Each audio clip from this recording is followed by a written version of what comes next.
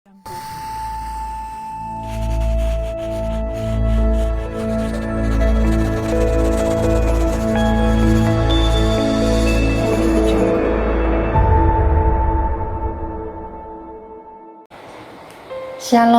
salam Patunggilan.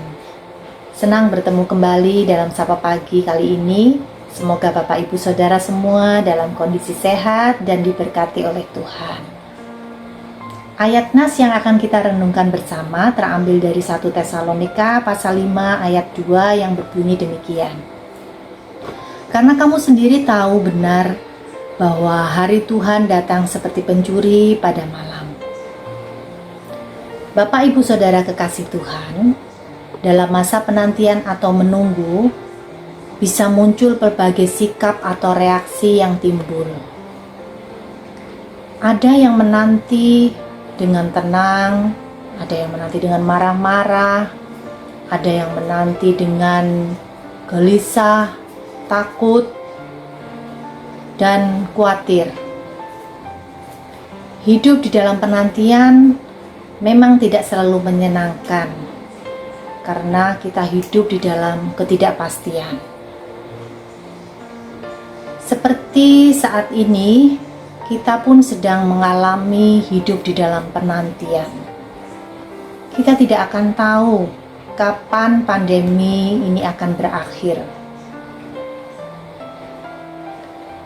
Minggu ini kita masuk di dalam minggu Advent yang kedua, Bapak Ibu. Oleh karena itu, masa Advent juga sering disebut pula sebagai masa penantian. Bagi kita orang percaya, kita pun sedang menanti kedatangan Tuhan yang kedua kali. Dari bacaan yang kita baca tadi, Paulus mengingatkan sebagai pengikut Kristus, kita harus bangun dari tidur.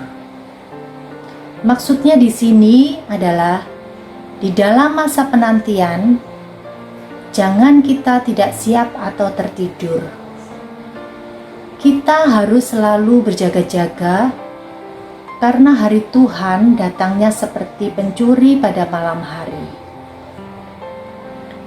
Kita tidak tahu kapan pencuri itu akan datang.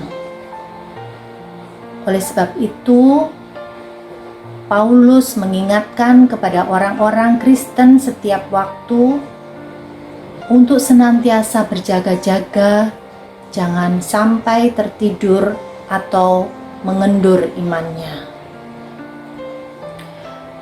Kalau pada saat penantian sampai kita tertidur dan iman kita menjadi kendor, akan sangat membahayakan kehidupan kita. Kita bisa mengalami seperti 5 gadis bodoh yang tidak siap ketika mempelainya datang. Lalu bagaimana seharusnya sikap kita di dalam menantikan kedatangan Yesus yang kedua? Bapak Ibu Saudara, sebagai sebuah langkah praktis di dalam menantikan kedatangan Tuhan kembali, kita bisa belajar dari seekor unta. Tentu Bapak Ibu tahu binatang onta. Setiap pagi, onta akan berlutut di depan tuannya untuk mengambil beban yang akan dibawanya sepanjang hari. Saat malam hari tiba, onta juga akan kembali berlutut agar tuannya bisa mengambil beban dari punggungnya. Begitulah seharusnya kita sebagai pengikut Kristus.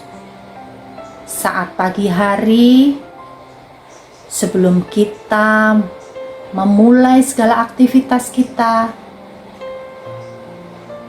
hendaknya kita datang berlutut kepada Tuhan di dalam doa. Begitu pula pada malam hari,